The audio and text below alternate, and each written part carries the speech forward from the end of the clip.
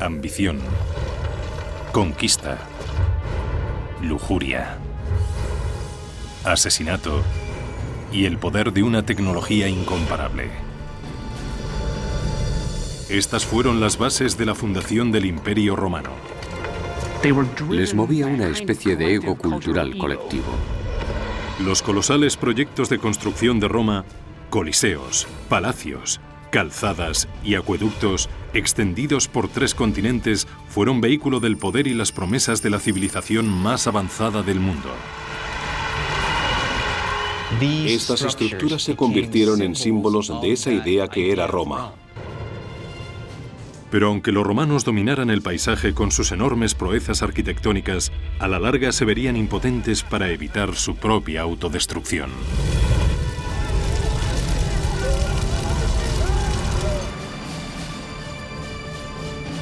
Roma, la construcción de un imperio, primera parte. 15 de marzo del año 44 a.C. El hombre más poderoso del mundo yace sin vida en el suelo del Senado romano. Como general prácticamente había doblado el tamaño del Imperio Romano. Como político maquinó un asombroso ascenso al poder. Pero ahora este guerrero marcado por la batalla ha sido asesinado en Roma y a manos de romanos. Su nombre era Cayo Julio César. El ascenso de César al poder se gestó por su deseo de conseguir el puesto más alto dentro del Estado romano. Parecía querer acaparar demasiado poder para sí mismo. No lo compartía con los demás, y esto fue lo que le llevó a ser asesinado.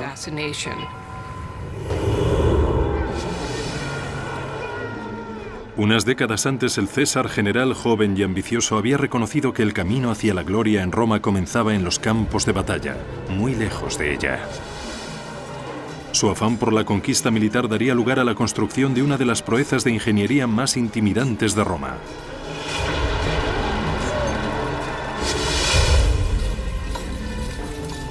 Año 55 a.C. Julio César dirige 8 legiones romanas, un total de 40.000 hombres por el norte a través de la Galia, una provincia romana que englobaba las actuales Francia, Bélgica y Suiza. Quiere ir a la Germania, a Alemania, y cruzar el Rin, porque ningún otro general lo ha hecho hasta el momento. Quiere ser un conquistador tan grande como Alejandro Magno y traspasar los límites de lo conocido. El río Rin se encuentra en el límite de lo conocido. Durante siglos ha sido una frontera natural que protegía a las tribus germánicas de la expansión romana. Ningún ejército había podido cruzarlo con las fuerzas necesarias como para realizar una conquista. Pero César no era como los demás guerreros. Podía haber ido en barco, pero ¿cómo iba a ir Julio César en un barco de remos? ¿Qué iba a hacer? ¿Poner a 8 legiones en un barco de remos e ir remando? No, tenían que cruzar marchando, tenían que llegar montados en caballo. Cruzar el Rin fue una nueva proeza de ingeniería por su alcance. El río tenía 300 metros de ancho, probablemente más, y entre 7 y 9 metros de profundidad, con corrientes impredecibles. César y sus ingenieros tenían que proyectar un puente que no solo fuera muy fuerte, sino también muy estable, y lo suficientemente grande como para que pudiera pasar por él una legión. El puente tendría que tener la longitud de 4 campos de fútbol y aguantar el peso de 40.000 soldados. A pesar de la anchura y profundidad del Rin y de sus fuertes corrientes, Julio César estaba empeñado en hacerlo.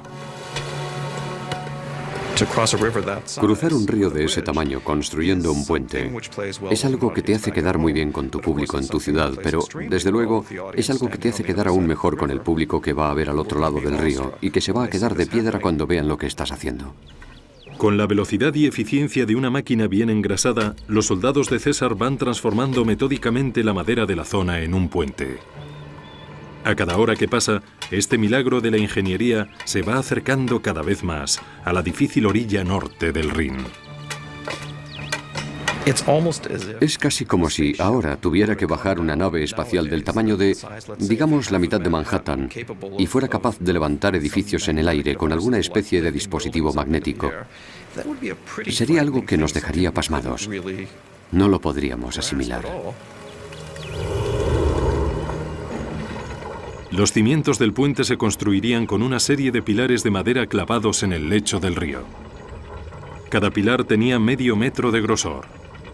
En la mitad del puente debían tener hasta 9 metros de altura para que llegaran hasta el fondo desde la superficie.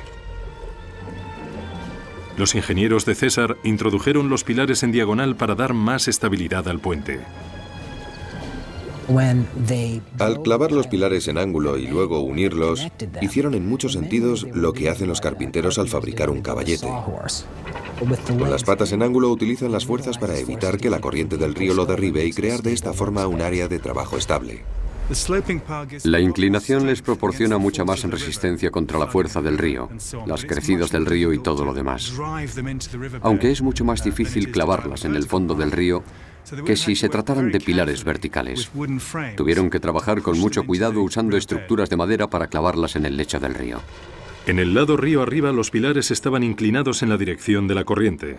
12 metros corriente abajo, los pilares correspondientes estaban inclinados contra corriente.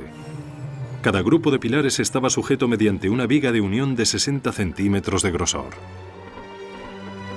Luego se colocaron trozos de madera de un lado a otro de las vigas y se terminó la superficie con haces de palos firmemente enrollados.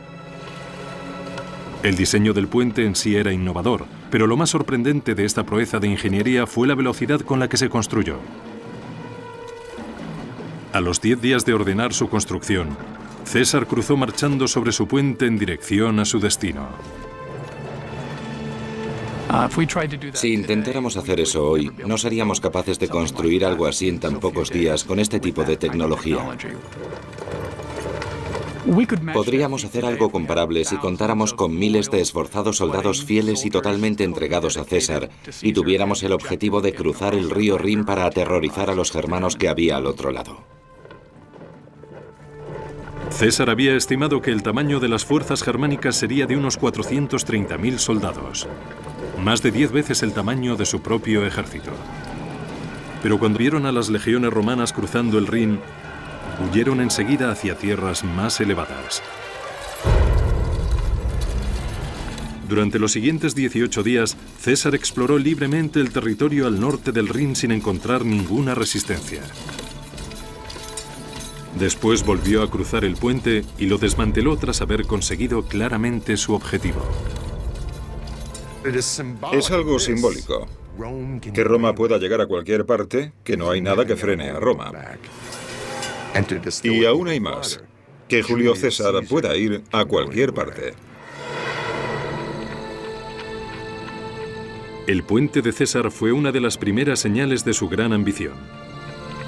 Una década después, esa ambición le impulsaría hasta una posición de poder sin precedentes, aunque también sería la causa de su perdición. Cuando fue declarado primer dictador de por vida a la edad de 55 años, en 44 a.C., ya se empezaba a hablar sobre su asesinato en secreto por los pasillos del Senado romano. Algunas de las cosas que hace sugiere que le gustaría que le adoraran como a un dios.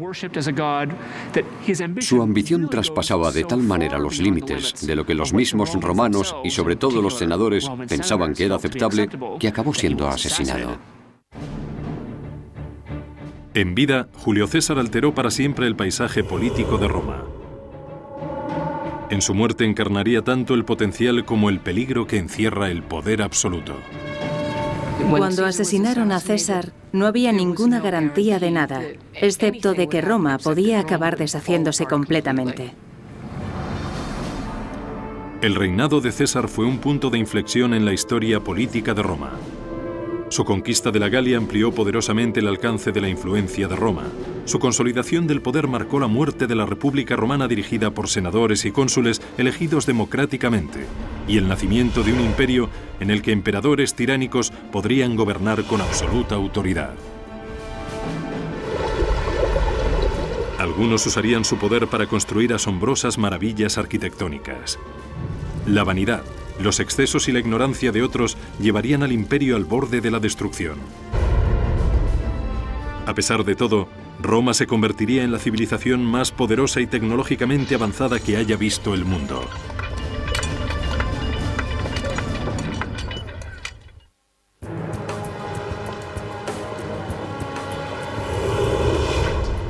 Actualmente Roma es una ciudad del siglo XXI donde lo antiguo se enfrenta a lo moderno. Cualquier persona que haya visitado la ciudad de Roma inmediatamente se queda impresionada por esta inmensa mezcla de periodos de tiempo que se extienden desde la prehistoria hasta la edad moderna. Y lo más maravilloso de Roma es que estás viviendo en medio de la historia de una de las civilizaciones más grandes que haya formado parte de la humanidad.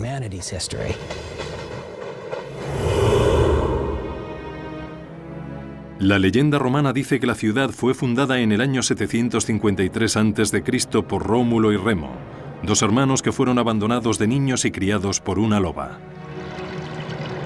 Los dos hermanos se propusieron construir su propia ciudad a orillas del río Tíber, pero su falta de acuerdo sobre quién la gobernaría acabaría en tragedia. Remo fue asesinado por Rómulo, de cuyo nombre proviene el de Roma. No sería la última vez en que llegaría un nuevo gobernador al poder derramando sangre. La verdad es que la guerra civil fue algo muy característico en el desarrollo del Estado romano. La historia y la tradición de Rómulo y Remo tiene su repercusión y se repite a lo largo de la historia de Roma. En un principio, Roma era uno de los innumerables pequeños reinos que buscaban el poder en Italia central. Pero a diferencia de muchos de sus vecinos que recelaban de forasteros, Roma era un refugio seguro para los extranjeros ambiciosos. Rómulo dijo: dado el hecho de que no tenemos nada de población, crearé un asilo. Crearé una zona libre para cualquiera, esclavos huidos, bandidos, piratas, quien sea, que vengan y participen en esta gran idea que es Roma. Esa fue una actitud muy especial. Por lo tanto, desde el principio, parece que los romanos eran muy abiertos. Esta apertura fomentó un intercambio libre de ideas, entre ellas teorías de ingeniería importadas de otras culturas. Al tomar prestada la tecnología de algunos vecinos como los etruscos, Roma expandió su poder a toda la región. Los romanos tenían una extraordinaria capacidad para aprovechar la tecnología del pasado y adaptarla a sus propios fines, refinándola y mejorándola. De los etruscos aprovecharon las tecnologías de construcción de calzadas, sistemas de movimientos de aguas, construcción de enormes y extraordinarias murallas y producción de cosas basadas en la tecnología etrusca. El primer gran éxito de ingeniería de la ciudad fue la Cloaca Máxima, un extenso sistema de alcantarillado que aún funciona hoy, 2500 años después de su construcción. La Cloaca Máxima recogía las aguas que corrían por las calles de Roma y las vertía en el río Tíber. Los ingenieros también utilizaron los conductos subterráneos del alcantarillado para drenar las tierras pantanosas entre los poblados situados en lo alto de las colinas de Roma. Allí construyeron el Foro, el antiguo distrito del centro de Roma.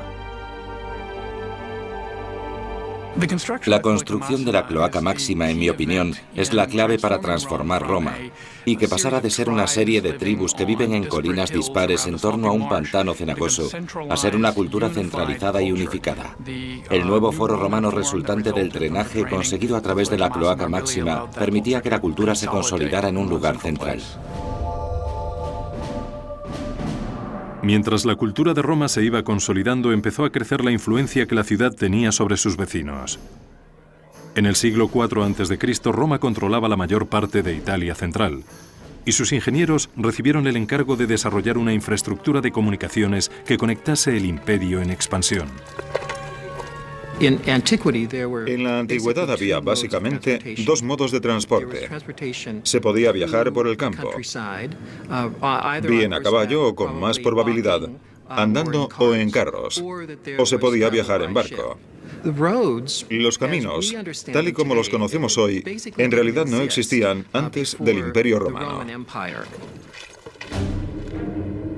Todo eso cambió en el año 312 a.C. al construirse la Vía Apia,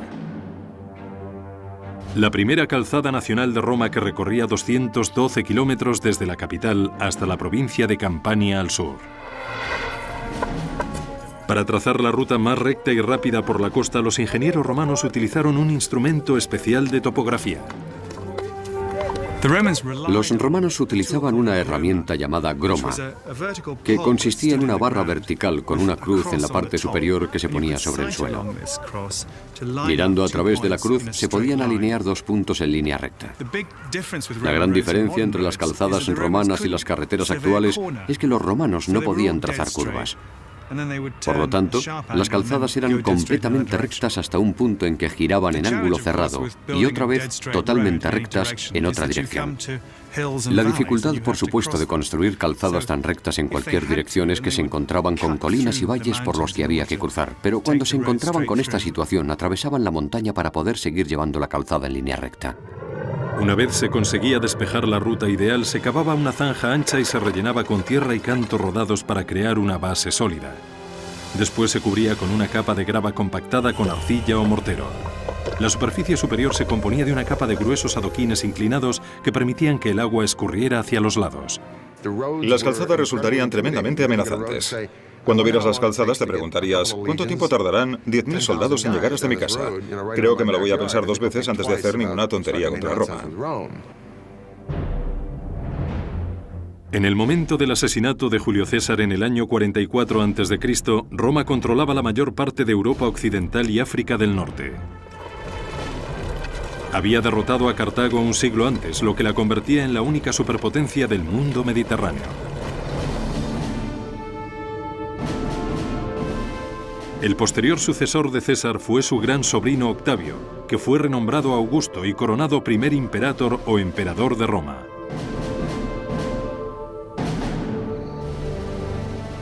Con Augusto, la red de calzada romana se expandió hasta alcanzar los rincones más remotos del imperio. Una vez pavimentadas las calzadas, era el momento de crear nuevos destinos.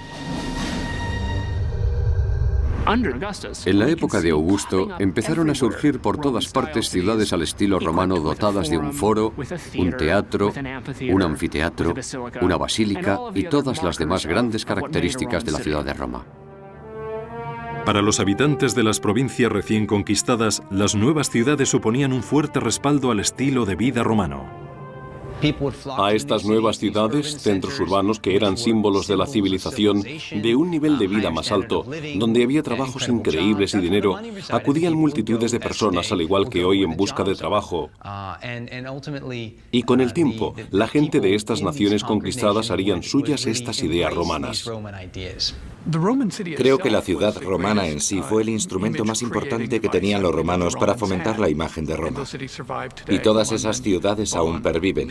Londres, Bonn, París, son todas testimonio de la expansión de la cultura de Roma. Los ingenieros de Roma tenían un arma secreta que les permitía construir cosas más grandes, más fuertes y en menos tiempo que nadie. Un hormigón impermeable mezclado con una arena volcánica que se llamaba pozzolana.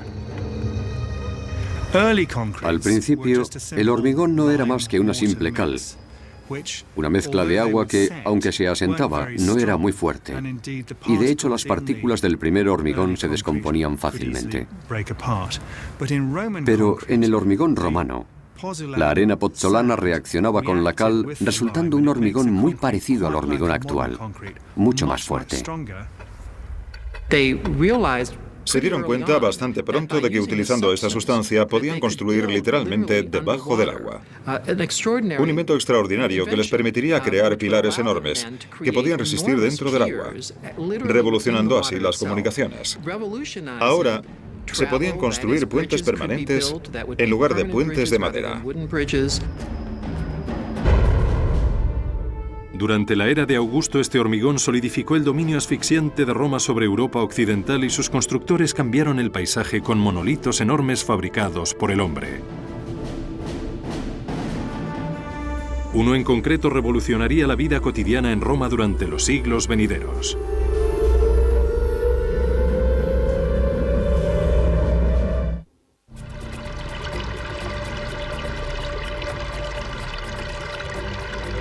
En el siglo I, Roma se había convertido en la única superpotencia de Europa. Pero al tiempo que expandían su imperio hacia el exterior, los romanos también estaban pendientes del interior y usaron sus conocimientos superiores de ingeniería para mejorar la calidad de vida dentro de las murallas de la capital. De todos los logros de ingeniería, ninguno cambió tanto la vida en Roma como el agua corriente. El sistema de distribución de las aguas en Roma supuso un salto espectacular respecto a todo lo que hubiera habido antes. En la capital, 11 acueductos llevaban un flujo continuo de agua fresca a sus ciudadanos. En total transportaban 750 millones de litros al día desde las montañas a kilómetros de distancia hasta la ciudad.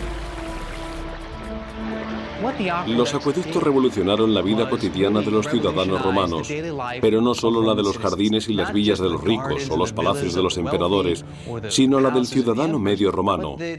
Se disponía de tanta agua en la ciudad de Roma que con ella se podía abastecer a una enorme población.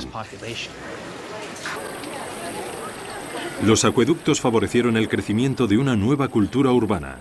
Con el flujo constante de agua podían vivir en la capital hasta 1 millón de personas con toda comodidad e higiene. El agua de los acueductos es lo que limpia todo lo que ensucian los romanos y mantiene limpia la ciudad. Esa es otra razón por la que los romanos se creen que son superiores, porque son más limpios que los demás. Ningún emperador puede atribuirse el mérito por sí solo del éxito de los acueductos. Fueron construidos a lo largo de varios siglos. Pero sería el desfigurado y tartamudo emperador Claudio quien se podría decir que tuvo mayor influencia en la planificación del suministro de agua de Roma. Antes de llegar al poder, Claudio había sido el hazmerreír de la familia al que consideraban un inválido y procuraban evitar su aparición en público. Claudio era tartamudo. También se dice que tenía un poco de cojera y que no oía bien. Así que la verdad es que no sabían muy bien qué hacer con Claudio. A pesar de sus defectos, Claudio fue lo suficientemente astuto para hacerse con el poder cuando se le presentó una insólita oportunidad.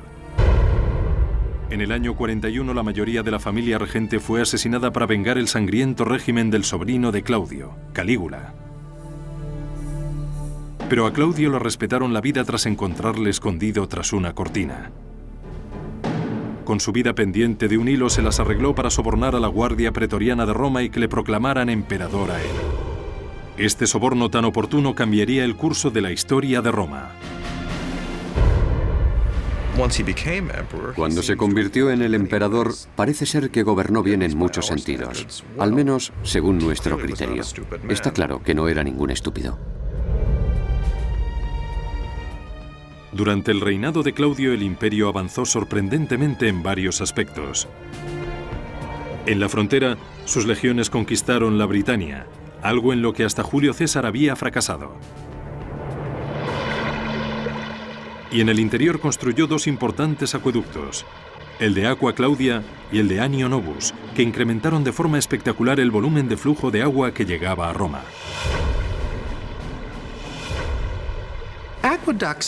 Los acueductos, en teoría, no son tan complicados. Es decir, que el agua va buscando los niveles inferiores y que, por lo tanto, puedes conducir el agua por una pendiente desde cualquier zona hasta otra zona. Esa es una premisa bastante sencilla, que cualquiera podría saberla. Pero en la práctica, construir un acueducto es ya otra cosa. Los romanos planificaron sus acueductos para que se acercaran a la ciudad en un ángulo o pendiente que fuera descendiendo gradualmente. La pendiente bajaba unos cuantos centímetros cada 100 metros. La inclinación del acueducto tenía que calcularse desde grandes distancias, 40, 50 o incluso más de 60 kilómetros, desde los manantiales de las montañas hasta las ciudades. Y eso tenía que mantenerse. No se podían desviar de ello con independencia de la naturaleza del terreno del que se tratase. Para mantener el ángulo preciso de la corriente de agua a través de las grandes montañas, los ingenieros romanos crearon unos túneles con la inclinación exacta. Cuando los conductos llegaban a los valles, se elevaban por medio de muros de piedra. Si era necesario crear muros de más de 2 metros de altura, los romanos ahorraban material de construcción y, conservando su resistencia, perfeccionaron un concepto arquitectónico de la antigüedad: el arco. El arco revolucionó la arquitectura en el mundo antiguo, permitiendo distancias mucho mayores de las que nunca habían sido posibles. Los arcos cambiaron totalmente la concepción espacial de la arquitectura romana. Los arcos se construían sobre una estructura de madera temporal que sostenía cada piedra en su lugar hasta que se colocaba la dovela o piedra angular en el centro. La dovela distribuía el peso por igual a cada lado del arco, lo que permitía colocar otras piedras encima de ella. Los arcos suponen un progreso respecto a la construcción del muro macizo en muchos sentidos, tanto en términos de eficiencia como en términos de solidez. El arco, por supuesto, requiere mucho menos material en su construcción, pero es muy resistente para soportar elementos como los tejados o los acueductos o cualquier cosa que quieras poner encima de él. Una columna de arcos de 10 kilómetros transportaba el Aqua Claudia cruzando los valles en dirección a Roma. Los acueductos tendrían un tejado cubierto, pero, por supuesto, si se pudiera quitar ese tejado, se vería el agua circulando como en un río, en dirección a la ciudad. Una vez llegaba el agua a la ciudad, los acueductos la vaciaban en 3 depósitos distintos. Uno destinado a las fuentes públicas de agua potable, un segundo con destino a los baños públicos y un tercero reservado para el emperador y otros romanos acaudalados que pagaban por tener su propia agua corriente, un concepto muy adelantado en su tiempo. En el siglo I o II, prácticamente todos los hogares de cualquier clase disponían de agua corriente. Esto es sorprendente, porque, por ejemplo, durante toda la Edad Media no pudieron disponer de ella. Con la construcción del Aqua Claudia y del Anio Novus, el emperador Claudio había revitalizado el sistema de distribución de las aguas de Roma. Su mandato público fue un éxito, pero las decisiones que tomó en su vida privada le acabarían llevando a su perdición.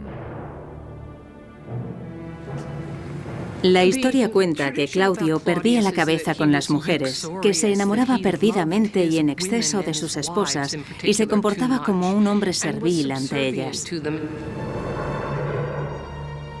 Claudio causó una profunda conmoción en todo el imperio cuando decidió casarse con su propia sobrina, Agripina, la intrigante hermana de Calígula. Agripina provenía de un linaje de mujeres ambiciosas, populares y poderosas. Era en cierto modo como la Cleopatra de su época. Era decidida, era orgullosa y era ambiciosa. Era terriblemente ambiciosa. Después de haber estado rodeada de emperadores durante toda su vida, Agripina deseaba saborear el poder ella misma. Y utilizó todos sus encantos físicos y políticos para conseguirlo.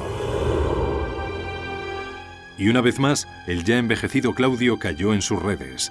Utilizó a su único hijo como medio para perpetuarse en el poder. La intención principal de Agripina al seducir a Claudio y convertirse en emperatriz era asegurarse el acceso de su hijo al trono. En el año 50 convenció a Claudio para que nombrara como heredero al hijo del anterior matrimonio de Agripina, en lugar de a su propio hijo biológico. 4 años después, el emperador Claudio moriría envenenado por una seta y por la ambición de su mujer. De la noche a la mañana, Agripina había pasado de ser la mujer de un emperador a la madre de otro. Su nombre era Nerón, un tirano en ciernes de 16 años cuyas maquinaciones acabarían en desastres.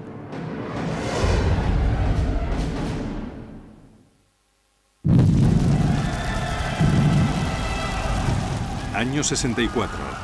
Un pequeño incendio se propaga hasta provocar un infierno de una semana de duración que reduce a cenizas enormes franjas de Roma y deja a miles de personas sin hogar vagando por las calles. El incendio del año 64 fue uno de los fuegos más devastadores que haya vivido Roma. Se ha dicho que de las 14 regiones de Roma, al menos 10 se vieron afectadas. Algunas de ellas quedaron completamente destruidas. Debió morir un número enorme de personas en medio del pánico, asfixiadas por el humo o quemadas.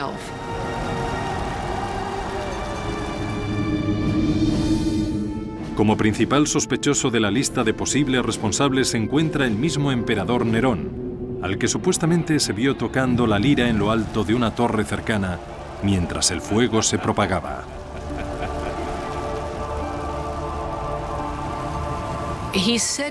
Se dice que contemplaba el fuego como si se tratara de un espectáculo y que fue a la torre de Mecenas y recitó la caída de Troya. Lo que nos cuenta la tradición es que Nerón estaba tocando música mientras ardía Roma.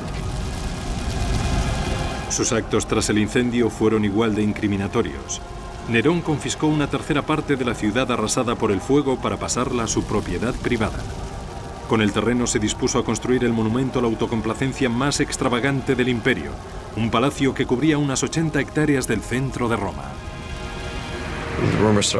Se empezó a correr el rumor de que había provocado el fuego intencionadamente para poder destruir la parte de la ciudad donde quería construir su palacio. Nerón responsabilizó del incendio a un nuevo grupo de culto religioso a los que llamaban cristianos y mandó atar y quemar a cientos de ellos en las calles de Roma. Este fue el último de una serie de actos escalofriantes que evidenciaron el disfuncional legado de Nerón. Le sirvió la cabeza de una de sus ex-esposas a su nueva mujer como regalo a petición suya. Después la mataría a patadas cuando se encontraba embarazada en un ataque de cólera. Y la mayoría de las cosas por las que Nerón tiene tan mala fama llegaron después del acto más atroz que un ser humano pueda cometer: el asesinato de su propia madre.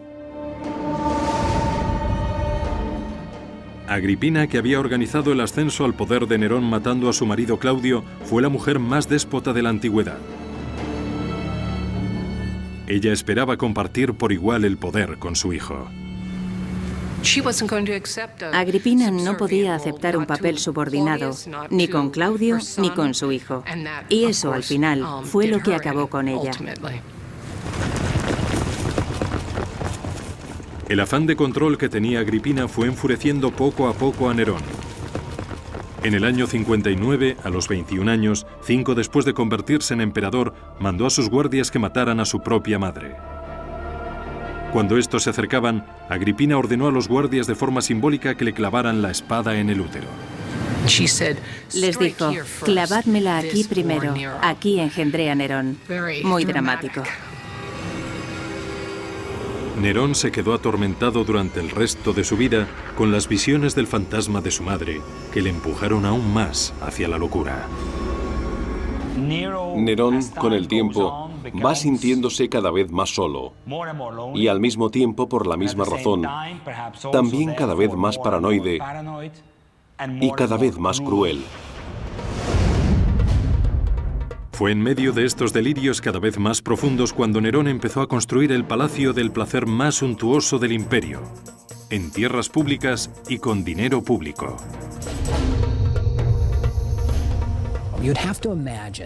Tendríamos que imaginarnos algo como que todo Central Park en Nueva York se convirtiera en la propiedad privada y palacio personal de Bill Gates. Era una zona en el corazón de la ciudad donde tenían sus casas las personas, algunas de ellas ricas, que pertenecían a la ciudad. Fue algo escandaloso. Nerón exprimió a las provincias hasta dejarlas secas para conseguir los fondos necesarios. Incluso en Roma exigió dinero a los ricos. Tenían que legarle sus propiedades y luego los asesinaban. Debió ser una época y un lugar terrible para los que les tocó vivirlo. El hogar dorado de Nerón se construyó probablemente con el sufrimiento y el sudor de la mano de obra esclava. En la antigua Roma la esclavitud era una práctica común y aceptable. 1 de cada 3 personas que vivían en la ciudad eran esclavas. Los logros de Roma serían impensables sin la mano de obra esclava. La mano de obra esclava era, en parte, lo que generaba los beneficios necesarios para mantener y expandir el imperio. No hay duda de que la mano de obra esclava fue también muy importante para la construcción de estos grandes proyectos que de verdad definieron la esencia de la Roma imperial. El nuevo palacio de Nerón reflejaría su concepto divino de sí mismo. Estaba diseñado como si fuera una gran villa junto al mar, pero en el corazón de la ciudad. Viñedos, jardines y pastos para animales salvajes cubrirían lo que una vez habían sido cruces de caminos en el centro de Roma. En medio del recinto se construiría un lago y un pabellón con pasadizos cubiertos de más de 1,5 kilómetros de longitud. Una de las alas de ese pabellón de 150 habitaciones aún sigue en pie actualmente enterrada bajo la Roma moderna. Su interior hundido nos muestra la maestría de los romanos en otra de sus innovaciones. El techo abovedado. Una bóveda no es ni más ni menos que un arco que ha sido ampliado a lo largo de su eje. Cuando ya has construido una vez esa estructura y tienes un arco, mueves la estructura y repites la operación, y así tienes una amplia bóveda, una forma muy eficiente de construcción de los romanos. Cuando se terminó el Domus Aurea en solo 4 años, el emperador Nerón exclamó: «Por fin puedo empezar a vivir en una casa digna de un ser humano».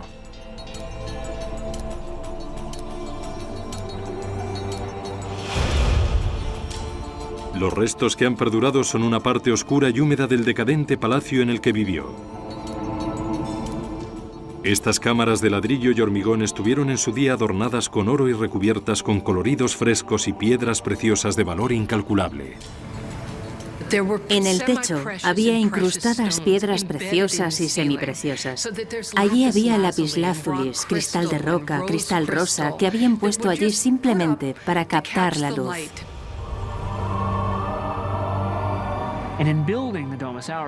Al construir el Domus Aurea, Nerón está demostrando que no es como los buenos emperadores, generoso con sus recursos personales, y creo que esta es una de las razones que lleva a su caída.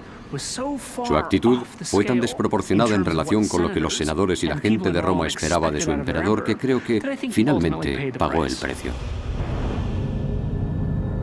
En el año 68, solo unos meses después de trasladarse al Domus Aurea, Nerón fue derrocado por un gigantesco movimiento de oposición. El Senado le declaró enemigo público y ordenó a sus propios guardias que le dieran caza como a un fugitivo. Cuando se sintió rodeado, Nerón se cortó el cuello con la ayuda de un esclavo fiel. Sus últimas palabras fueron: «¿Qué artista muere conmigo?». Nerón murió como el gran actor elocuente que siempre quiso ser. Una especie de actor de tragedia en un escenario trágico. Sus últimas palabras completan su imagen como alguien que se vio a sí mismo no como un emperador, sino como una estrella. Tras la muerte de Nerón, los romanos intentaron enterrar todo recuerdo de él y de su opresivo mandato. En el año 104, su casa dorada se rellenaría y cubriría de tierra y escombros. Serviría de base a un complejo de baños que construiría encima de ella el emperador Trajano. Durante los 1300 años siguientes permanecería enterrada y olvidada junto a una ciudad en continuo cambio. En el siglo XVI, un socavón hizo que los exploradores volvieran a entrar en el vientre de esta bestia de la antigüedad. En su interior, los artistas del Renacimiento se inspiraron en sus extraños frescos. La palabra grotesco que utilizamos actualmente viene del término artístico usado para describir estas extrañas criaturas que vieron allá abajo, mitad humanas, mitad bestia, en parte elemento arquitectónico, en parte decoración. El Domus Aurea es un testimonio perdurable del escalofriante mandato de Nerón, echado a perder por la locura, el asesinato en masa y la más extrema autocomplacencia. Una vez finalizado este periodo, el Imperio Romano se enfrentó a un futuro incierto. Todos los emperadores, desde Julio César hasta Nerón, habían descendido de un único linaje. Ahora, por primera vez en la historia, el gobierno del imperio estaba a disposición de cualquiera. Nadie estaba seguro de lo que iba a pasar a continuación, excepto que iba a derramarse sangre y que no iban a pasarlo bien hasta que hubiese acabado.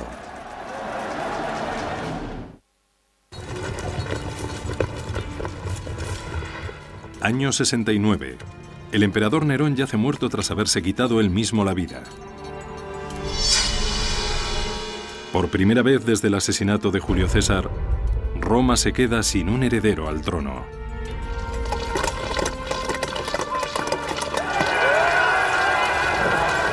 Estalla una lucha de poder entre los principales generales del imperio que enfrenta a sus ejércitos entre sí en un sangriento intento por alcanzar el poder. Al final, el vencedor es Vespasiano, un general sencillo y franco que había dirigido a las legiones de Roma en su puesto de destino, la inestable Judea. No tiene sangre azul, ni tampoco se parece en nada a su tiránico predecesor. Vespasiano era el anti-Nerón. Era lo más diferente a Nerón que se podía ser. Había ido ascendiendo poco a poco en el escalafón y era un hombre práctico, un poco endurecido, que tenía aversión a la pretenciosidad y además se sentía orgulloso de ello. Vespasiano es la clase de persona que preferiría ver un partido de fútbol a una ópera. A diferencia de Nerón, que explotó los conocimientos de sus ingenieros para sus propios vanidosos proyectos colosales, Vespasiano pondría las grandes mentes arquitectónicas de Roma al servicio del pueblo. Empezaría por vaciar el enorme lago que Nerón había construido en los jardines de su palacio. En su lugar, levantaría la maravilla de ingeniería más famosa de Roma, un lugar en el que se podía canalizar todo el caos que había consumido a la ciudad. Se llamaría el Anfiteatro Flavio, aunque se conoce más por el nombre de Coliseo. Lo que quería decir Vespasiano con esto fue: estoy cogiendo un espacio que era solo para el uso privado de un mal emperador, y ahora estoy transformando ese área en un espacio público que será utilizado para que toda la gente de Roma pueda disfrutarlo. Esta fue una forma de propaganda muy audaz.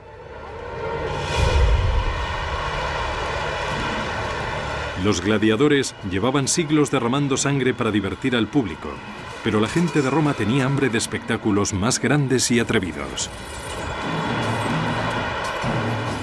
El Coliseo proporcionaría a los gladiadores un moderno y permanente escenario de lucha y los juegos alcanzarían un nivel de carnicerías nunca visto en la historia del imperio. Este era el lugar, el escenario más importante. Aquí llegaba la diversión. Todo, desde animales de los rincones más remotos del mundo conocido hasta prisioneros de tierras lejanas, estaban allí a tu alcance para verlos desde tu asiento de palco en el centro de la ciudad. La construcción del Coliseo comenzó en el año 72. Fue financiada con la venta de las valiosas reliquias obtenidas de los templos judíos durante el saqueo de Vespasiano a Jerusalén.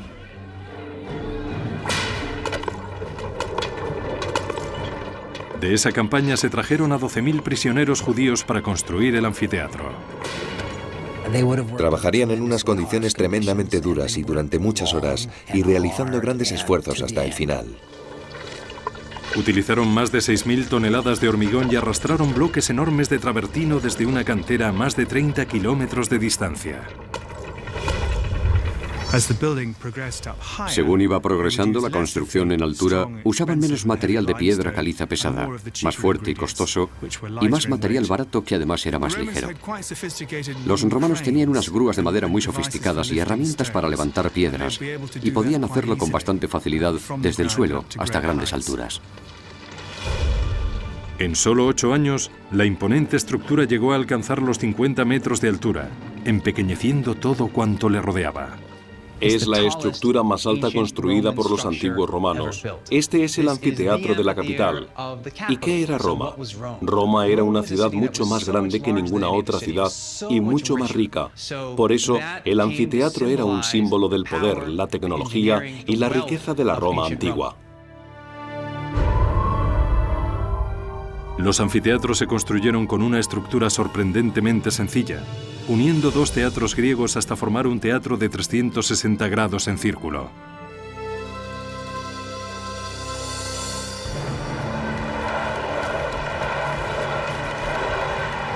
El Coliseo estableció un nuevo estándar en el diseño de anfiteatros romanos. Contenía una compleja red de pasillos y escaleras que permitían la entrada y salida de 70.000 romanos en un tiempo récord.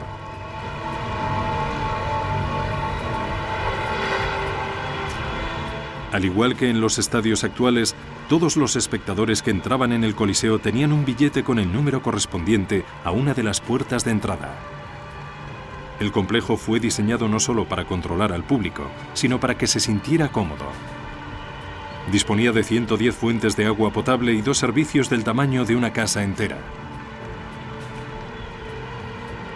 El Coliseo incluso disponía de un tejado retráctil. En los días de calor se desplegaba un toldo llamado velario sobre la grada superior para que diera sombra a los espectadores. Lo accionaban unos marineros de la Marina romana que se encontraban situados a lo largo de la galería superior en todo el perímetro del Coliseo. Podían cambiarlo según el sol y según el viento. En consecuencia, el Coliseo tenía una climatización fantástica y sombra. Se ponían en la galería superior y con unos postes, cuyos agujeros podemos ver aún en la parte exterior, conseguían sujetar esta enorme lona que cubría todo el espacio. El Coliseo fue terminado en el año 80, pero Vespasiano no viviría para ver la gran apertura de su más grande monumento. Murió de causas naturales el año anterior. Su hijo y sucesor, Tito, dirigió la celebración inaugural. Los romanos acudieron durante 100 días seguidos llenando el Coliseo para empaparse de todo tipo de matanzas imaginables. En un solo día se sacrificaba a 5.000 animales y quedaban miles de cadáveres de gladiadores y prisioneros. Fuera de este anfiteatro solo se habían visto carnicerías semejantes en las guerras, aunque en su interior era pura diversión. Se pasaban el día entero. Por la mañana veían a hombres matando o siendo matados por animales. Después del mediodía veían ejecutar a prisioneros.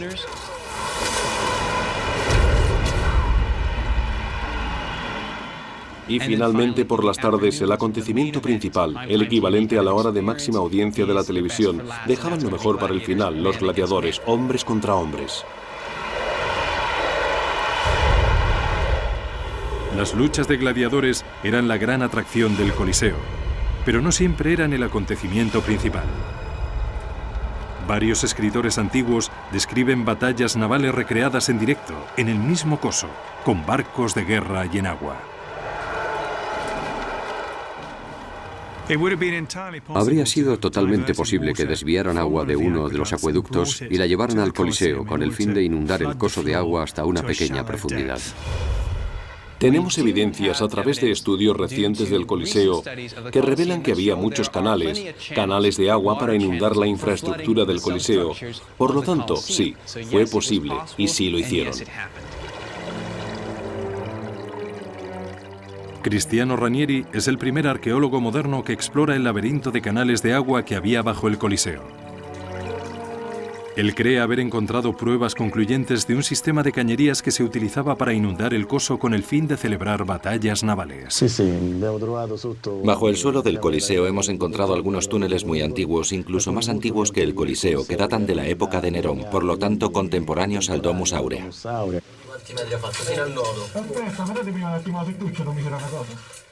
Los canales de agua originales construidos bajo el lago artificial de Nerón habían quedado intactos cuando se construyó el Coliseo justo encima.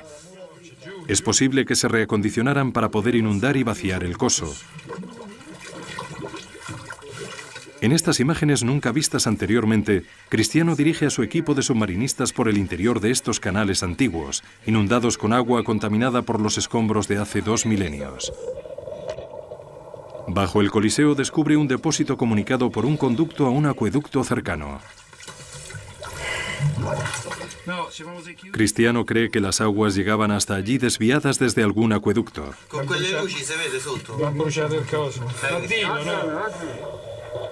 También encuentra indicios de las tuberías de drenaje que estaban conectadas al sistema de alcantarillado de la ciudad y que se utilizarían para vaciar el agua del coso en el río Tíber. Era todo un sistema de cañerías. En algunas ocasiones los túneles se utilizaban para inundar el coso del Coliseo para crear escenas de batallas navales. Las batallas navales del Coliseo fueron un asombroso triunfo de la ingeniería, pero resultaron ser una moda fugaz en el anfiteatro más famoso del mundo.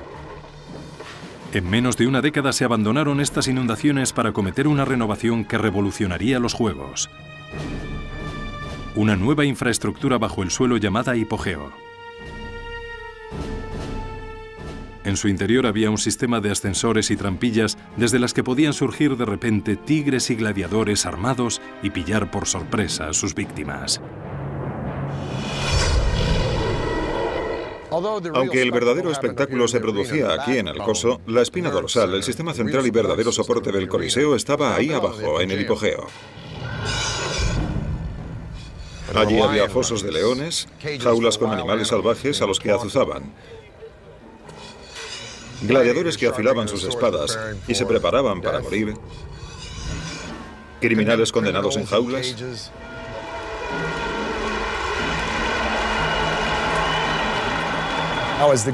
Cuando comenzaban los juegos, se abría una trampilla en el coso y mediante un sistema de poleas, un ascensor ascendía para llevar otro león o una pantera hasta el coso. Al abrirse la trampilla recibíamos un baño de luz y oíamos los gritos de la muchedumbre disfrutando de los juegos. Entonces se volvería a cerrar la trampilla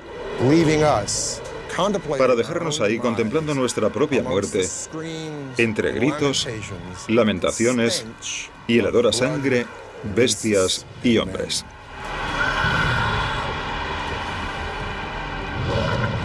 Violentos, sangrientos, explotadores, apasionantes. Los Juegos del Coliseo eran lo último en espectáculos en Roma, y todos los que entraban allí se quedaban impresionados por la extraordinaria capacidad de ingeniería de la civilización más avanzada del mundo. Tras una década de fuerza y estabilidad con Vespasiano, esa civilización estaba alcanzando el momento álgido de su poder. Y su siguiente generación de gobernantes usarían ese poder para construir milagros fabricados por el hombre siempre más grandes y más audaces.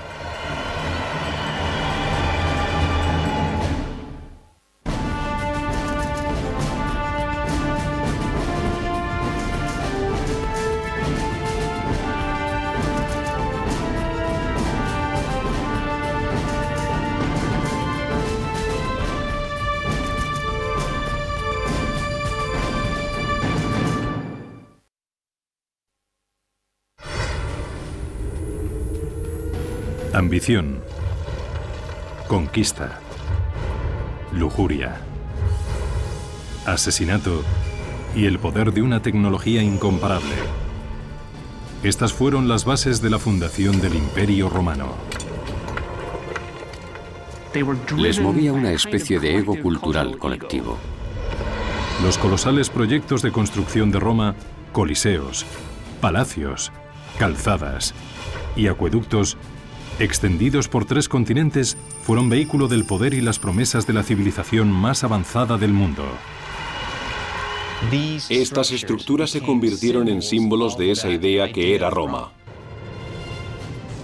Pero aunque los romanos dominaran el paisaje con sus enormes proezas arquitectónicas, a la larga se verían impotentes para evitar su propia autodestrucción.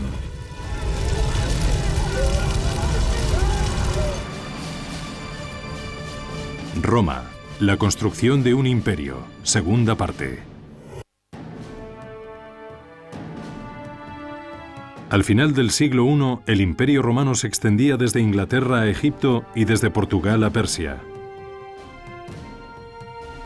Hasta 50 millones de personas de todo tipo de razas e idiomas eran fieles súbditos de un emperador. Ese emperador fue siempre italiano hasta el año 98, en el que un extranjero tomó el control del poder. Su nombre era Trajano, un ambicioso guerrero de la provincia de España cuyos triunfos en el campo de batalla habían captado la atención del achacoso emperador Nerva. Al carecer de descendencia, Nerva adoptó a Trajano como hijo y heredero. Se amplió la idea de lo que significaba ser romano y de quién podía ayudar al Estado y de quién podía participar en el Estado. Trajano es muy buen ejemplo. Trajano es el primero de una serie de emperadores que provenían de fuera de Italia. Cuando murió Nerva, Trajano heredó el mundo romano. Inmediatamente se dispuso a demostrar su lealtad a los ciudadanos de la capital. Sabía que la mejor forma de hacerlo era apelando a su firme sentido de supremacía. Los romanos pensaban a lo grande. El tamaño de su imperio, el tamaño de sus edificios y las ambiciones de sus líderes son algunas de las cosas que definen lo que significaba ser romano. Les movía una especie de ego cultural colectivo. Trajano inició una gran campaña de edificación que empezaría por la infraestructura del imperio. Hizo reparaciones urgentes y necesarias en calzadas, puertos y edificios públicos. Encargó construir uno de los últimos grandes acueductos y edificó los nuevos baños públicos sobre los cimientos de la desmoronada Casa Dorada de Nerón. Todos estos proyectos requerían una gran cantidad de dinero. Y para además completar sus propios planes, iba a tener que conseguir muchos más fondos. Esto, para los romanos, significaba tener que realizar conquistas. En su tercer año como emperador, Trajano emprendió una ofensiva militar para recaudar fondos que se emplearían en la construcción de más monumentos grandiosos. Se propuso conquistar la Dacia, una esquiva región situada en las actuales Rumanía y Hungría que habían conseguido rechazar a los romanos durante varios siglos. Tras años de duros combates, los dacios se rindieron en el año 107. El emperador conquistador saqueó cientos de toneladas de oro y de plata de su nueva provincia.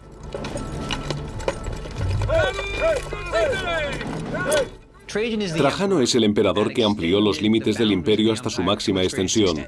Trajano llevó el imperio hasta su límite y con ello consiguió más dinero, más bienes, más botines que ningún otro emperador.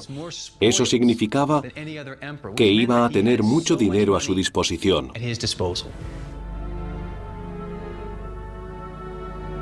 El emperador se gastó sus nuevas rentas en la ampliación de un espacio público que aliviaría la congestión en el superpoblado distrito del centro. Desde el comienzo de la República, el antiguo Foro Romano había sido el centro del gobierno, el comercio y la cultura. Allí, junto a tribunales de justicia y bibliotecas, se elevaban templos a los dioses como Saturno y Vesta. Pero cuando Roma creció hasta convertirse en la capital del mundo, el desarrollo de la ciudad empezó a expandirse fuera de sus límites. El foro era una parte esencial de la vida romana, pero el éxito de la ciudad y la presión de la población era tal que tenían que seguir construyendo continuamente nuevas direcciones. Cada emperador tuvo que construir en su momento una nueva parte del foro para su gente. En la época de Trajano, Roma era una metrópolis densamente poblada de 1 millón de personas y que seguía creciendo. Por este motivo encargó realizar un nuevo foro, más grande que todos los de sus predecesores juntos. Trajano no es que tuviera tanto dinero, pero los ingenieros, los albañiles que ponían el hormigón y todas esas personas estaban en su mejor momento. Podían conseguir hacer cosas mejores y en menos tiempo que en ninguna otra época. El hombre al que encargaron el diseño del foro de Trajano era otro extranjero, Apolodoro de Damasco. Apolodoro era un arquitecto griego que había diseñado puentes militares para Trajano durante sus batallas con Dacia. Durante aquella guerra había demostrado ser un genio de la arquitectura. Ahora Apolodoro se enfrentaba a un nuevo reto: la falta de espacio donde ubicar las grandes ideas de Trajano. Por supuesto, igual que en el actual urbanismo, la ubicación de los edificios es algo crucial. Por lo tanto, si un emperador quería construir una estructura en una determinada ubicación y tenían que arrasar ese lugar, pues tendrían que hacer exactamente eso. Para poder crear un terreno nivelado donde construir en el centro de Roma, Apolodoro ordenó a sus constructores que excavaran una gran parte de la colina quirinal adyacente al antiguo foro. Es una época anterior en miles de años a la dinamita. Los romanos tuvieron que realizar estas grandes hazañas moldeando el paisaje y moviendo los terrenos a base de mano de obra, con la fuerza de decenas de miles de esclavos trabajando a todas horas con picos y palas. Imagínense un ejército de hormigas transportando un trozo de pan. No lo llevarían todo a la vez, sino que lo descompondrían en trozos pequeños y se lo irían llevando poco a poco. Un ejército de esclavos romanos fue arrancando poco a poco toda una colina de roca de 38 metros de altitud y dejando una superficie de 55.000 metros cuadrados de terreno de primera clase en el corazón de Roma. Allí, desde el suelo de la capital, empezaría a elevarse una ciudad de mármol, reconstruida por un emperador español y un arquitecto griego. El producto final se vería en el año 112. El Foro de Trajano fue una magnífica red de mármol de bibliotecas griegas y latinas, estatuas colosales, una enorme piazza central y una basílica de 2 plantas donde se hacían las leyes y procesaban las demandas.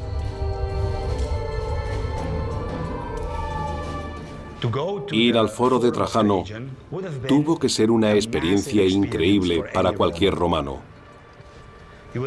Entrarías en la basílica, el edificio más grande construido en la Roma de aquella época. Estaba remachado en mármol, inundado de luz, y luego llegarías a la plaza, donde mirando a tu alrededor verías la monumental estatua ecuestre de Trajano. Debió haber sido una experiencia asombrosa. La pieza central del foro era una columna de mármol de 38 metros que se elevaba sobre todas las nuevas edificaciones. Esta columna aún sigue hoy en pie. Tiene un relieve esculpido en espiral alrededor de toda su superficie que cuenta la historia de la invasión de Trajano a Dacia. Trajano aparece continuamente en ella, siempre involucrado en todos los aspectos de la campaña, desde su planificación inicial hasta la conquista final. Y así, la columna sirve como una especie de película de propaganda. La altura exacta de la columna tiene un significado más sutil. La altura de la columna de Trajano, 30 metros, más la base y la estatua en lo alto, marcaban la altura de la colina quirinal que fue excavada para crear el foro en ese mismo lugar. Por lo tanto, se convierte en una referencia no solamente de las batallas de Trajano, sino también de las batallas de Apolodoro para mover la tierra y crear este espacio urbano monumental. El foro de Trajano se mantuvo en pie durante 700 años, pero la mayor parte de él quedó reducido a escombros por un terremoto en el siglo IX. Pero ha sobrevivido una sección que no deja lugar a dudas sobre su imponente escala. Un enorme complejo conocido como el Mercado de Trajano. Apolodoro apuntaló la cara del acantilado de 38 metros que había creado, colocando junto a él un centro comercial romano de 6 plantas. Con gran ingenio, a los 3 primeros niveles les dio forma de hemiciclo, una estructura semicircular con grandes corredores en curva llenos de escaparates. Los mercados sirvieron para reforzar la parte de la colina que se había excavado, y probablemente no fuera casualidad el que emplearan esa forma cóncava que aumentaría la resistencia contra la colina. De nuevo, es la forma de un arco tumbado sobre un lado lo que se usa para aguantar la presión de la colina adyacente. Sobre el hemiciclo se elevaban 3 niveles más con unidades que variaban desde pequeñas tiendas a grandes salas de 3 alturas. El mercado de Trajano tenía más de 150 escaparates en donde se vendía desde calzado hasta arte. Estos mercados debieron vender enormes cantidades de materiales de todas las partes del mundo romano, y puede que incluso de más allá de sus fronteras. Aunque la élite de la ciudad tenía un paraíso de lujos junto al foro de Trajano, el mercado estaba diseñado para convertirse en una calle principal para toda la plebe. El mercado y el foro representan dos lados de la cultura romana. La opulencia del foro, las columnas a la entrada, los adornos dorados, representaban un centro formidable y formal para la ciudad. Y junto a esto, la construcción del mercado en ladrillo, muy común en la ciudad, estaba pensada para que los ciudadanos romanos hicieran allí su vida cotidiana. Las hazañas de ingeniería de Trajano en el interior y sus conquistas en el exterior le convirtieron en uno de los emperadores más populares de la historia de Roma. Al final de su mandato, en el año 117, el imperio había alcanzado su mayor dimensión, extendiéndose por el Oriente Medio hasta el Golfo Pérsico. Pero al sucesor de Trajano se le presentaba el problema de tener que defender un territorio aún mayor. Para dar estabilidad a las fronteras del imperio, el siguiente emperador de Roma construiría una enorme barricada que protegiera el mundo romano de los bárbaros del exterior.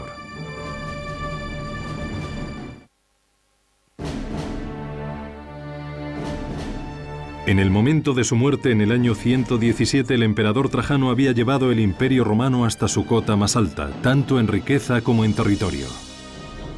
Pero enseguida empezarían a verse los inconvenientes de un dominio tan amplio. Trajano no tuvo hijos biológicos, por lo que a su muerte el imperio pasó a su hijo adoptivo, Adriano. Adriano, como Trajano, era un hombre militar y muy competente.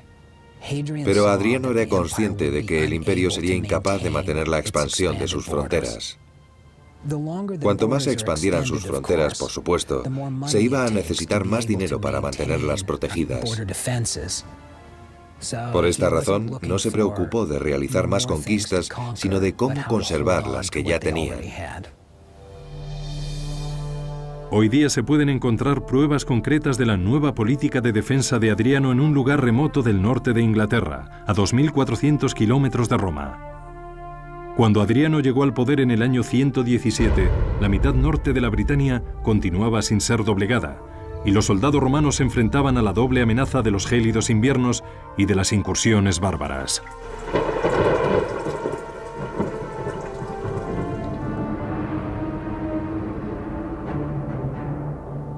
Por ello, en el año 122, Adriano realizó una visita personal a la línea del frente.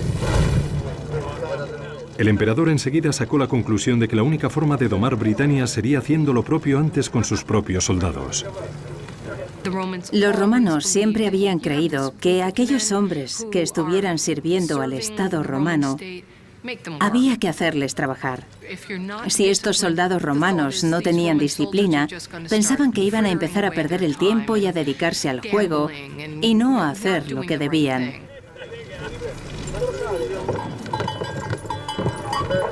Adriano puso sus legiones a trabajar en la fortificación más ambiciosa que hubiera concebido un romano.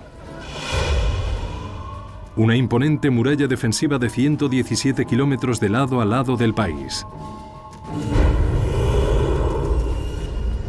Actualmente los hurtos practicados a lo largo de la historia han reducido el muro de Adriano a sus cimientos. Pero en su tiempo tenía 4,5 metros de altura con parapetos que se elevaban otros 2 metros más por encima. En su base cavaron una zanja de casi 3 metros, con lo que se obligaba a los posibles invasores a escalar 9 metros antes de enfrentarse a las legiones romanas que se encontrarían al otro lado. Y si los invasores conseguían de milagro traspasar la muralla y salvar a los guardias romanos, aún les quedaba un último obstáculo que frenaría su avance: el Balum, una zanja de 36 metros de ancha cavada tras el muro de costa a costa. El muro de Adriano suponía tanto una barrera psicológica como física. Su fachada monstruosa e interminable servía como inquietante recuerdo del indiscutible dominio de Roma.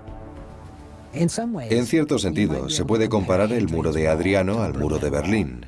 Esto es, una muralla pensada tanto para mantener alejada a la gente de fuera como para no dejar salir a la gente de dentro y evitar así una especie de mezcla que pudiera descontrolarse. La Gran Muralla de Adriano sería la mayor fortificación de piedra construida en el mundo romano. Aún más desafiante y efectiva al elevarse sobre el accidentado terreno del norte de la Britania. Los ingenieros situaron la muralla en los lugares más estratégicos posibles. Muchas veces corre a lo largo del borde de un acantilado o justo por encima de una caída que da al lado norte. En principio, la geología natural del paisaje les ayudaría a que su estructura defensiva resultara aún mayor. El principal problema con esto, desde el punto de vista de los ingenieros, debió ser la dificultad de llevar los materiales hasta el lugar de construcción del muro. Se necesitaron 3 legiones con un total de entre 15.000 y 25.000 hombres para realizar la deslomadora tarea de mover los pesados bloques de piedra hasta el emplazamiento de la construcción. Pero el muro fue solo un componente del gran diseño de Adriano. Las legiones construirían cada 1,5 kilómetros un puesto de guardia en el muro que albergaba hasta 60 soldados a la vez.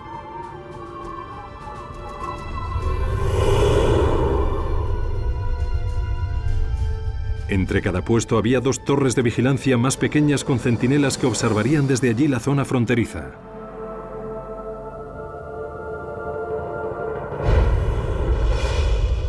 Y a todo lo largo del muro se erigieron 17 superfuertes con cabida para 1.000 soldados romanos.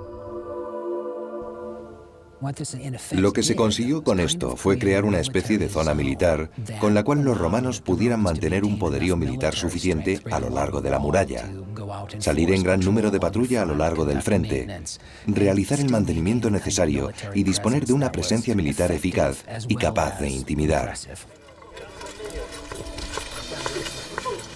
Cada uno de estos superfuertes cubrían una superficie de entre 12.000 y 20.000 metros cuadrados, dotados de sala de celebraciones, templo, barracones, hospital y una casa de baños. Todo lo necesario para mantener a un ejército. Alrededor de estos fuertes surgían ciudades para satisfacer la demanda constante de alimentos y suministros del ejército. Estos soldados romanos querían zapatos romanos, querían alfileres romanos, querían todas las cosas que podían conseguir en cualquier parte dentro del mundo romano. Así que el comercio suele seguirles, los bares suelen seguirles, las mujeres suelen seguirles y terminan por transformar básicamente los lugares en los que se asientan. En solo 5 años se había completado la enorme barrera de Adriano de lado a lado en Britania. El emperador ya tenía protegida la frontera noroeste de Roma, había mejorado la disciplina de sus tropas y dejado un inconfundible testimonio del inmenso alcance del poder romano. Adriano volvió a Roma en el año 126. Una vez allí, encargaría una de las maravillas de la ingeniería más célebres de Roma y eliminaría a su ingeniero más célebre.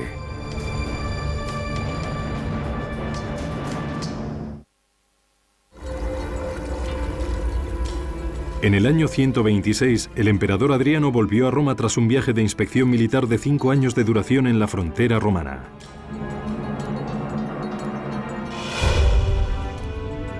Mientras estuvo fuera, sus constructores habían estado trabajando febrilmente para llevar a cabo sus sueños arquitectónicos en la capital. Adriano, desde luego, quería dejar su huella en Roma. Quería recuperar las construcciones de Augusto y demostrar que las podía hacer mejor. 150 años antes, el emperador Augusto se había ganado la fama de haber transformado una Roma hecha de ladrillo en una ciudad de mármol.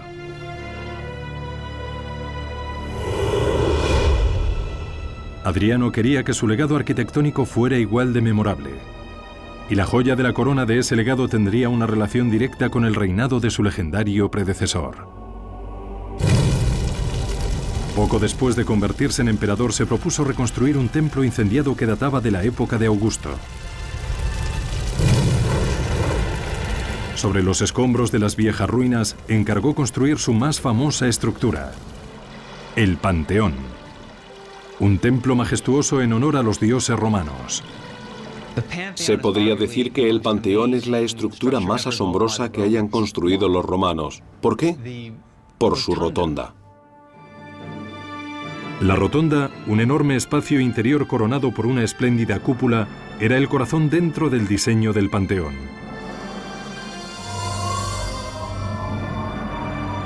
En su mismo centro, la cúpula de hormigón se eleva a 45 metros de altura y se extiende exactamente la misma longitud de lado a lado sin ningún apoyo de columnas ni contrafuertes. 45 metros es una distancia muy grande para abarcar. Debieron tener muchas agallas para intentar hacer algo con semejante anchura. El hecho de haberla construido con una anchura tan grande es uno de sus grandes logros. La cúpula del Panteón sería durante 18 siglos la estructura de hormigón sin sujeción más amplia del mundo.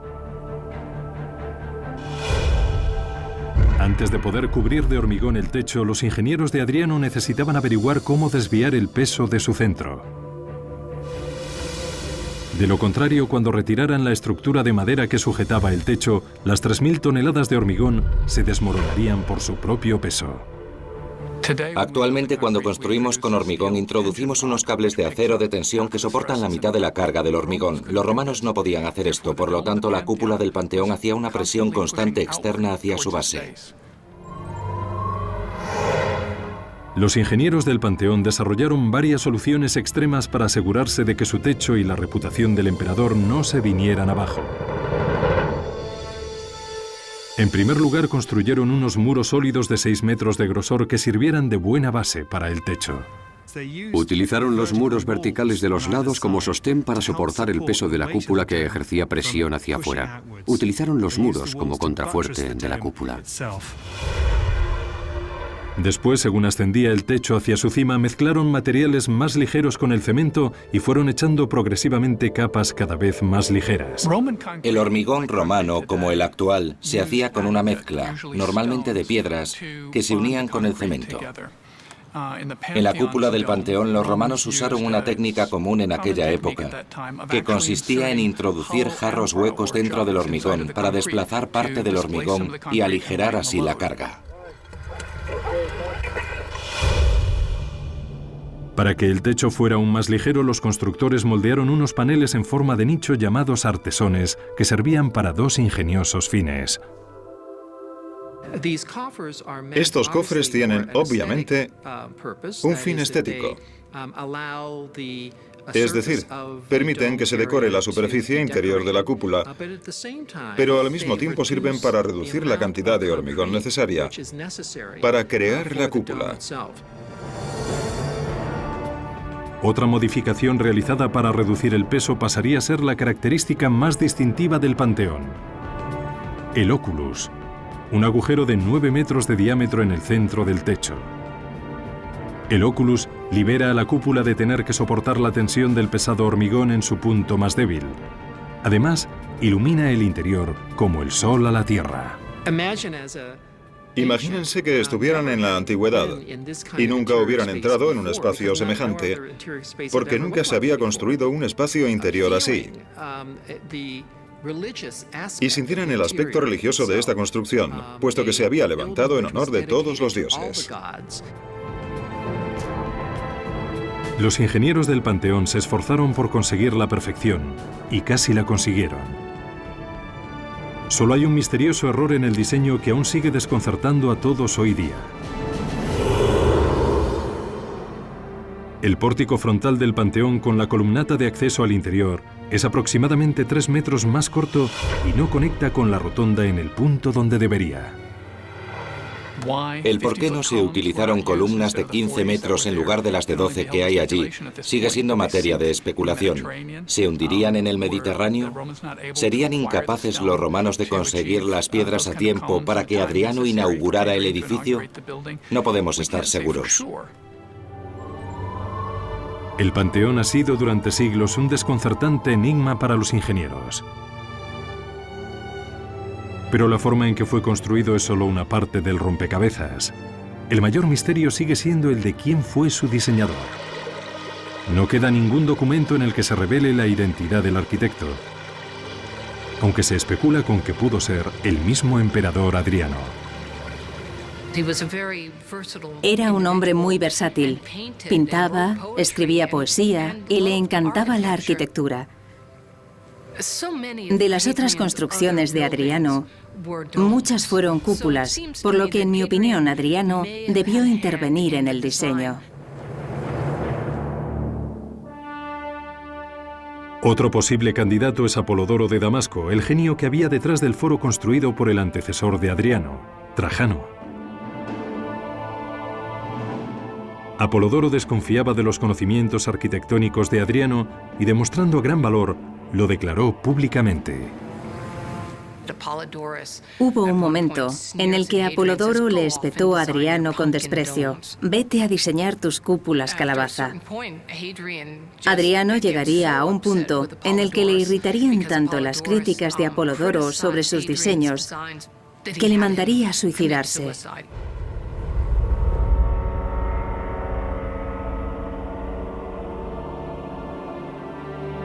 En el año 138, 8 años después de ordenar la muerte del mayor arquitecto que haya tenido Roma, Adriano murió de causas naturales a la edad de 62 años. Las 2 décadas que estuvo en el poder fueron uno de los periodos más prolíficos de construcción en la historia de Roma. En el momento de su muerte, había puertos, templos, puentes y basílicas con su nombre en cada rincón del imperio.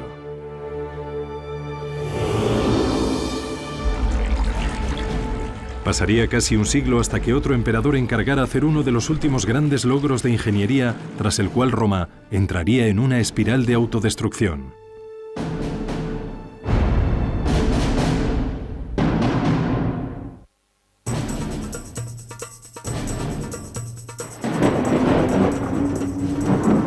En las décadas siguientes a la muerte de Adriano, el Imperio Romano siguió siendo la fuerza dominante en Europa, el norte de África y Oriente Medio. Sus emperadores mantuvieron una autoridad absoluta, sus ejércitos permanecieron invencibles y sus arquitectos continuaron inspirando un temor reverencial.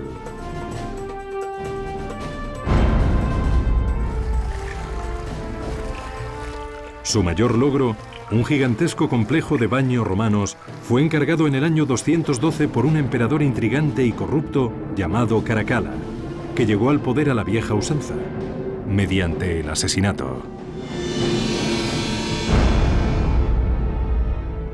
El difunto padre de Caracalla, el emperador Séptimo Severo, hubiera querido que sus 2 hijos gobernaran juntos el Imperio Romano. Pero Caracalla y su hermano Geta se odiaban.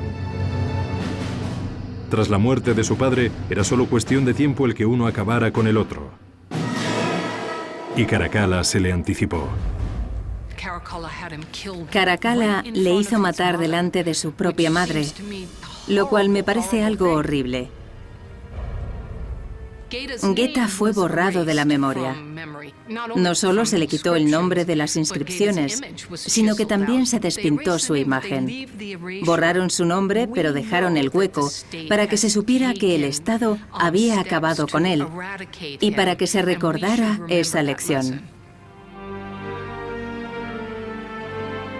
Durante el mandato de Caracalla volvió a correr la sangre por los aposentos imperiales y el imperio volvía a estar en manos de un tirano que empleaba el terror como forma de gobierno.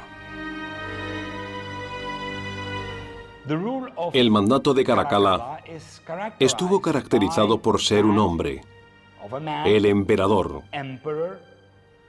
que se sitúa por encima del hombre y en la misma esfera de los dioses. Caracalla quería dejar un legado que le asegurara un lugar en la historia, como habían conseguido Vespasiano con el Coliseo, Trajano con el Foro y Adriano con el Panteón. Se tenía que demostrar a sí mismo que era merecedor del poder imperial. Tenía que probar que era incluso mejor que su padre. El nuevo emperador intentaría expiar sus pecados del pasado construyendo un complejo de baños. Los baños llevaban siglos formando parte de la vida cotidiana de Roma. Estaban concentrados en torno a unas piscinas de agua caliente y fría. Pero los baños eran algo más que el lugar donde bañarse. Eran clubs públicos abiertos a personas de toda clase. Después de terminar tu trabajo te ibas a los baños durante un par de horas para relajarte, hablar de política, que te dieran un masaje, te hicieran la manicura o te cortaran el pelo. Había zonas donde hacer gimnasia, podías practicar la lucha y también, por supuesto, bañarte e ir a las salas de vapor a sudar. En todo caso, estarías rodeado por unas estupendas estructuras recubiertas de mármol y decoradas con estatuas. Y esto lo podía disfrutar cualquier persona. No estaban hechas para los ricos, sino para el ciudadano medio romano. Los baños habían sido siempre un proyecto de construcción muy habitual entre los emperadores romanos. Anteriores gobernantes como Nerón, Tito y Trajano habían levantado sus propios extravagantes baños, cada uno de ellos con su nombre. Y Caracalla estaba dispuesto a superarlos a todos ellos con el complejo de baños más grande que se haya construido. Los imponentes restos que aún perduran hoy son testimonio de su éxito. Como pueden ver en todo lo que aún queda hoy a nuestro alrededor, había una serie de salas gigantescas en las que había piscinas de tamaño olímpico. Había piscinas de baño con agua a diferentes temperaturas, salas de baño privadas y áreas en donde la gente se podía reunir. El edificio central era más grande que la Basílica de San Pedro y estaba adornado con oro y mármol de lado a lado. Los suelos estaban cubiertos de ricos mosaicos, de los cuales aún se conservan algunos fragmentos. En torno al edificio principal había espacios abiertos para pruebas de atletismo, y en el perímetro, bibliotecas, tiendas, restaurantes e incluso burdeles. El complejo podía alojar cómodamente a 2000 romanos. Esta pequeña ciudad estaría repleta de gente todos los días. Estas salas enormes son un testimonio de los conocimientos de ingeniería de las personas que lo construyeron. Superaron con creces a todos los demás baños que se habían hecho anteriormente.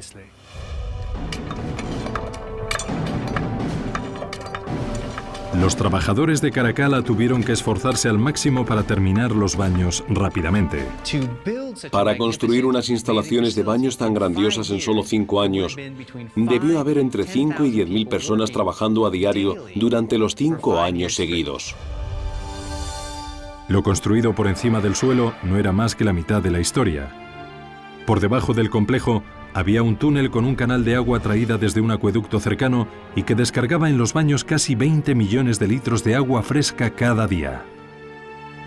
La destinada a las piscinas de agua caliente se desviaba previamente hacia los 50 hornos de leña que había construidos directamente bajo el suelo.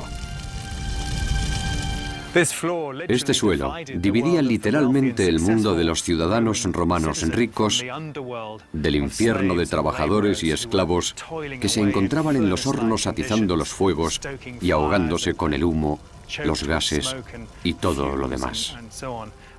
Aquí arriba, en estas cámaras tan elegantemente decoradas con mármoles y mosaicos y techos de azulejos, se debía estar como en un paraíso. Los baños de Caracalla abrieron en el año 216. Fueron uno de los últimos grandes logros de ingeniería de Roma que combinaba todos los conocimientos que los romanos habían perfeccionado a lo largo de los siglos.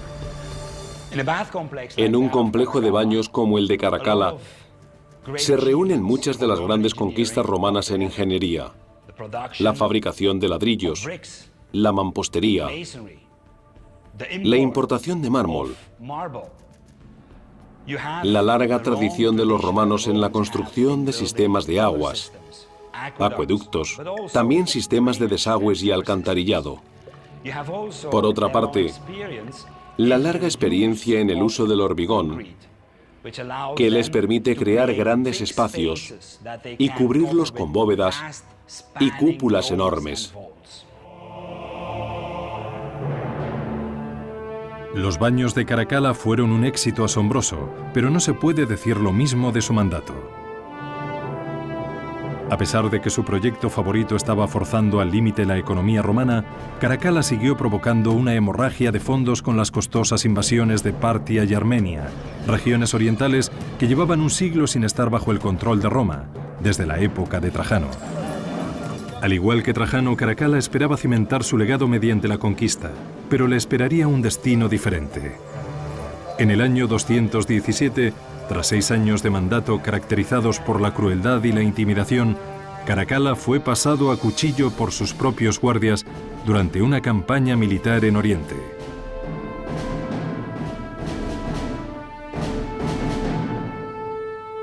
Ese mismo año, un devastador incendio dejó en el esqueleto al Coliseo, el alma de la capital.